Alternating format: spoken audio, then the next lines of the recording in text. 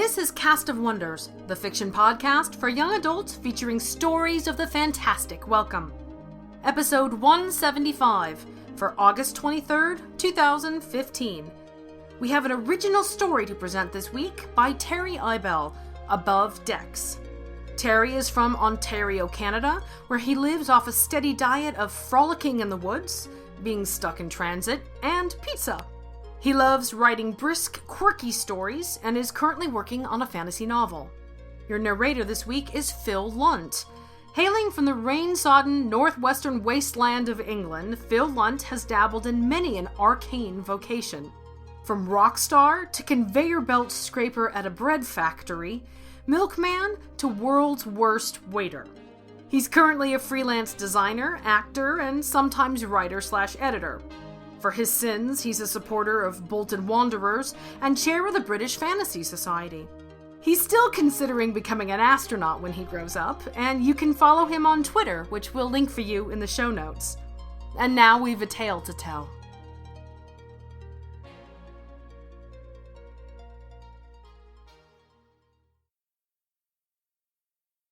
Above Decks by Terry Eibel. Tick, tock, tick, tock. It felt like I'd been here forever, a punishment for a crime I didn't commit. Still, it was necessary just to save a few coins to buy a measly meal. Every day was grueling and today was worse. The muscles in my arms felt like they were going to snap. My shovel dropped to the floor with a clang. Sweat dripped into my eyes as I dared a quick break. The other boys kept shoveling. The huge furnace bulged as it was fed. Hot red steam billowed out of its pipes and clouded the air. Pulling off my shoes, I sat on a lump of coal and rubbed my aching feet. "What are you doing?" whispered the boy next to me. "He'll get us!" The door burst open with a violent bang that sent a shiver up my spine. A large figure filled the doorway, blurred by the steamy air. It was the coal master. He was a black silhouette against the light pouring in from the deck. The dirty wooden floorboards shook as he stomped in. My heart beat so fast it nearly flew out of my chest. "We're losing speed. I'll be damned if we don't make it over the lake." His deep voice bellowed over the chug of the furnace. Hastily I grabbed my shovel and scrambled to slip my shoes on, but a high-pitched screech made my heart sink. I braved a glance at his portly face just as the gears of his twitching, spectacled eyes pointed in my direction, zooming in. The monkey continued screeching as it pulled at his collar and pointed at me, jumping up and down on his shoulder. I hated that onion-faced monkey with his little top hat and black vest. Clutching my shovel tightly, I tried to shrink, to blend into the soot that lay caked on the floor, the walls, on everything. "You, boy!" the coalmaster cried, his triple chins quivering. "You wanted a break?" Spit projected from his mouth and formed dirty little cakes of soot on the floor. My trembling hands dropped the shovel. "Who do you think you are? Lord of Upper Canada? You're not getting a damn penny's worth if this blasted clock goes down." My clothes nearly shook off in fright. He stared me down as I grabbed my shovel. The monkey jeered at me with tiny fangs. It laughed devilishly and swung its tail into the coalmaster's pocket, retrieving a melted chocolate. I never tasted chocolate before. The huge man's gruesome lips sucked in the nasty treat like a whirlpool. I shoveled as fast as I could. The crimson flames greedily licked my face as it was fed with heaps of the black rock. "Good, you worthless rubbish rat! Keep that pace or I'll toss you off deck." He turned to the rest of the boys. "Faster, you imbeciles!" he cried. "Or I'll toss you all off deck." The iron door slammed behind him as he exited the room. Tick, tock, tick, tock. The furnace chugged and rattled as we stuffed it with coal. It was a dirty job with terrible pay, but there wasn't much other work for a 10-year-old. The boys from back home in Rupert's Land envied that I worked on an airship. They worked in the mines. For months at a time, they trudged through mazes of black rock, never seeing the light of day.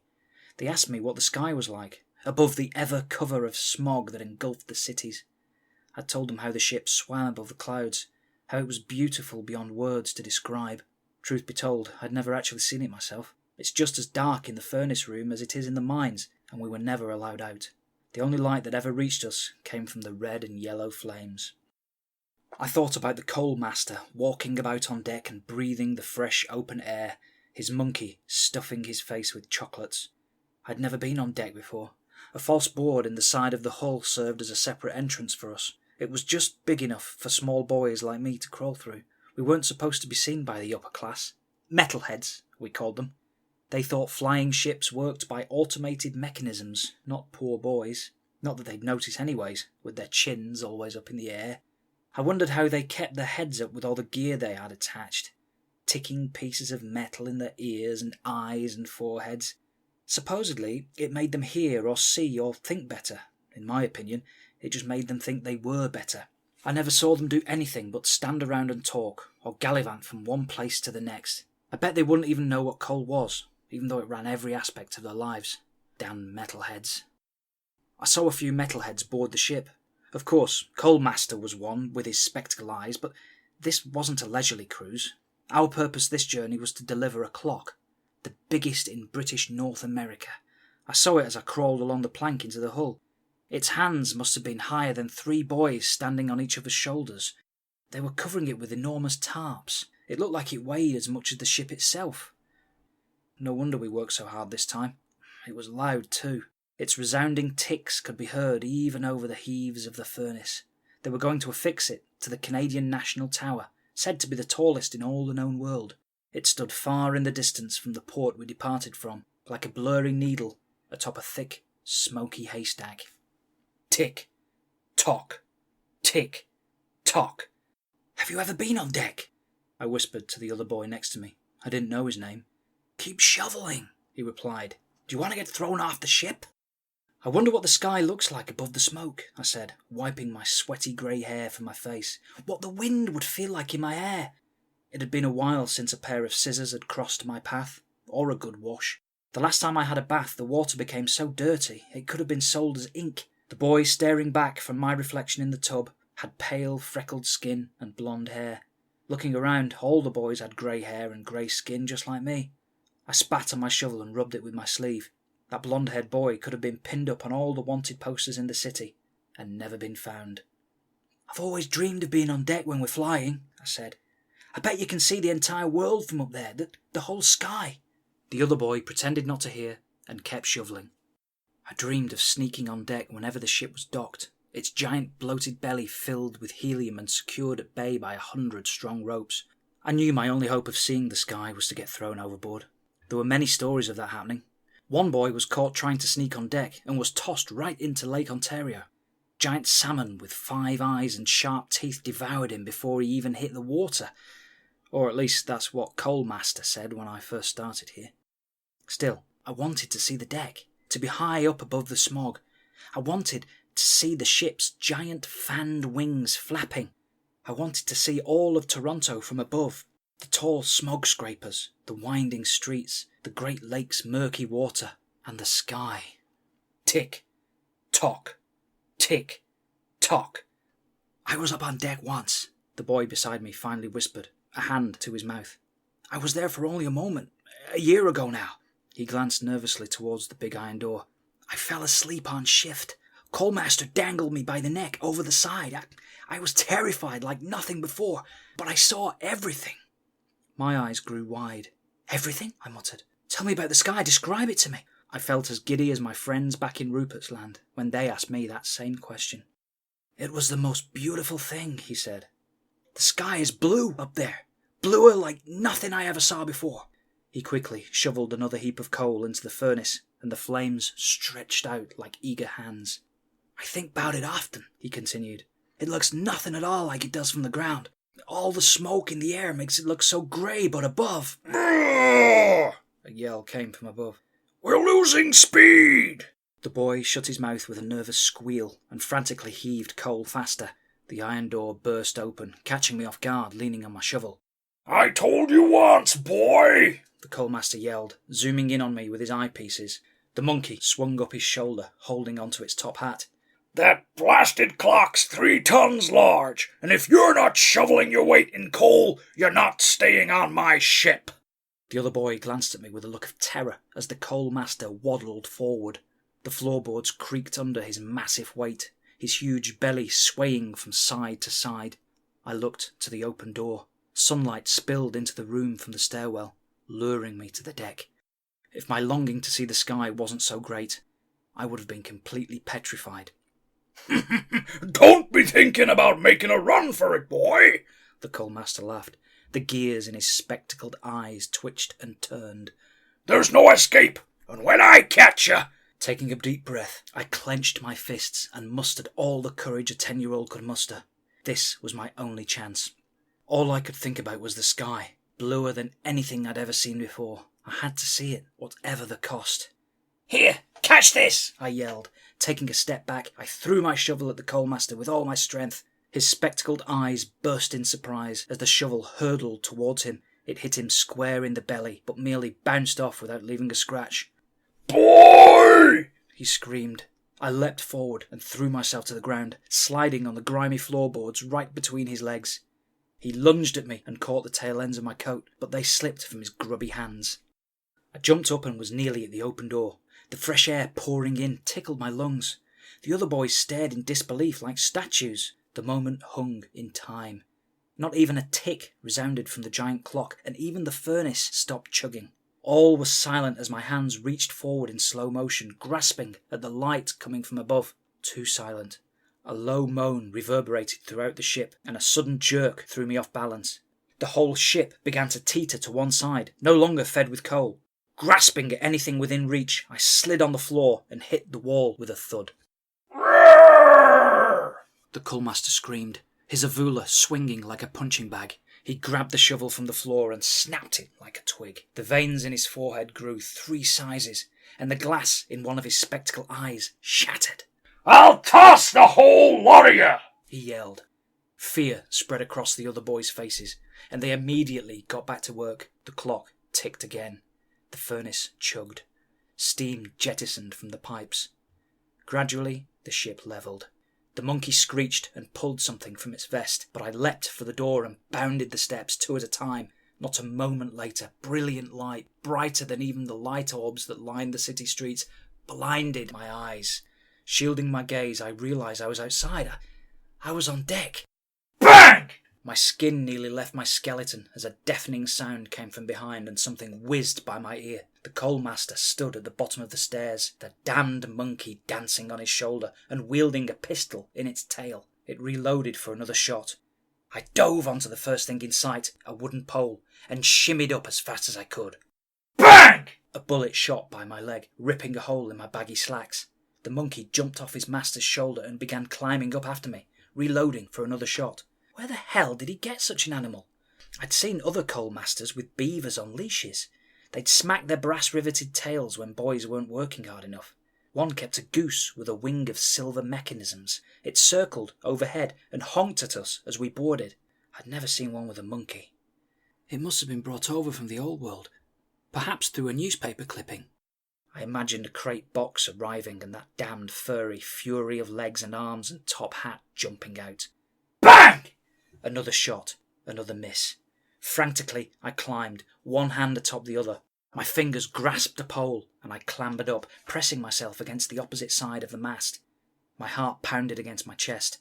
I could hear the coalmaster screaming from below, but the wind muffled his words. It tossed my hair in my face and felt cool. I looked down and saw him flailing as others came to his aid. He was but a speck on the deck. Still, he was a fat speck. The clock was there at the front of the ship, covered in tarps.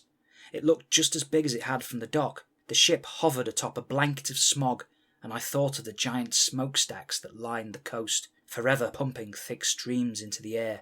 I could see the lake below through breaks in the grey clouds. The water appeared just as dull as it did from the shoreline. We must be really high up in the sky, I thought. The sky? The sky! I was surrounded by sails and couldn't see it.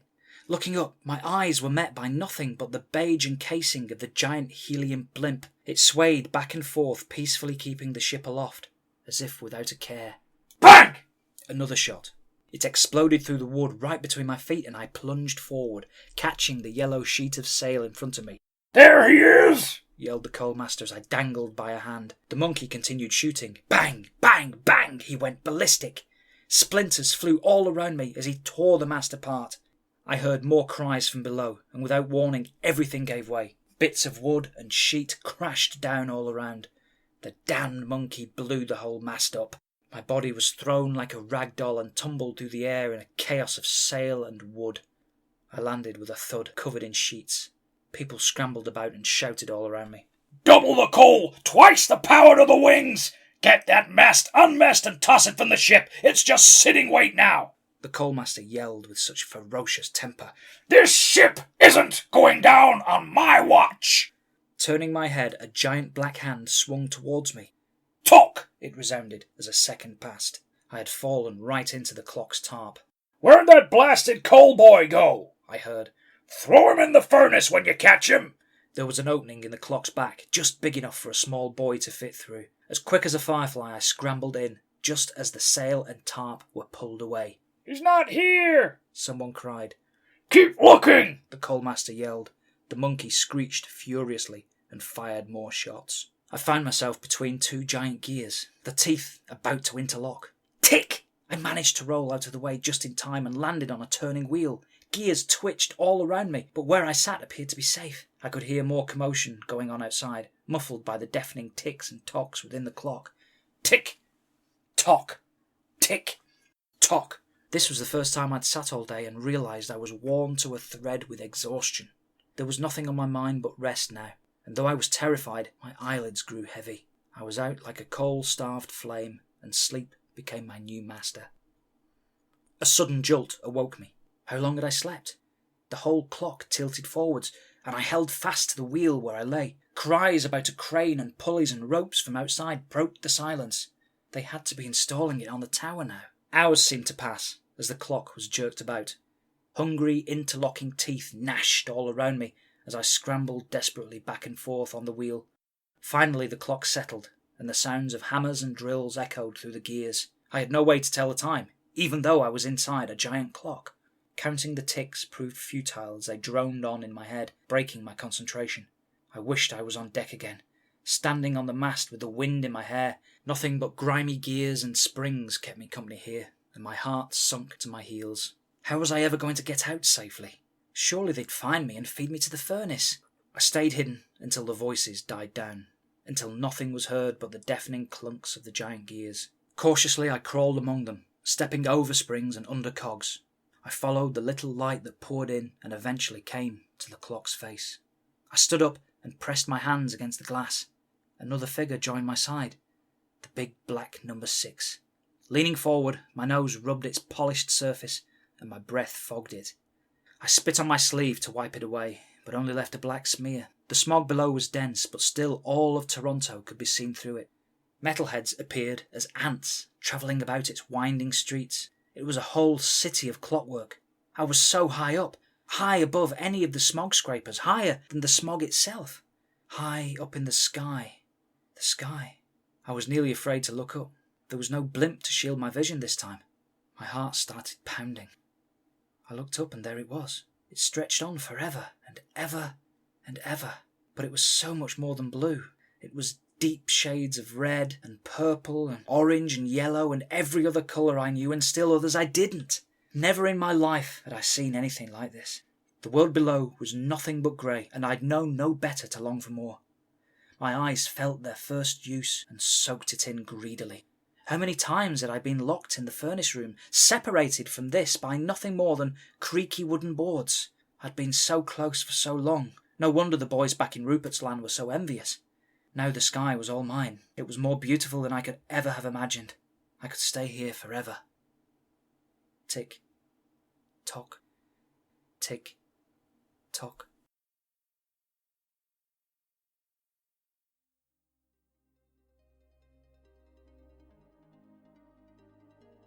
Terry told us the inspiration for this story came from the habit of many of us with daytime secret identities staring out the window. He would see the CN Tower on the horizon and think it really could do with a big clock. We agree, Terry, and hey, Steampunk Monkey, what's not to love? Join us next week for the amazing Mykeisha in Time by Rachel K. Jones. Cast of Wonders relies on your donations to pay our authors and to bring you the best in young adult audio fiction week after week. If you've enjoyed the story, please consider making a donation using the PayPal link available on our website. Every one-time and monthly reoccurring donation helps, and you have our heartfelt thanks. Share your appreciation for the story by leaving us a review on iTunes or Facebook, or sharing the episode with your family and friends. We're at Cast of Wonders on Twitter. Come say hello. Cast of Wonders is a production of Wolfsbane Publishing and is brought to you by the creative team of Barry J. Northern, our publisher and artist. Assistant editor and head of the slush pile, Jeff Height. The audio production team of Alan Sale, Jeremy Carter, and Ricky Lacoste. And I remain, as always, your humble editor and host, Marguerite Kenner. Our episodes are released under a Creative Commons Attribution, Non-Commercial, No Derivatives 4.0 International License. Share it, but don't change it or offer it for sale. Our theme, Appeal to Heavens, is by Alexei Nov from musicalley.com. Thanks for listening.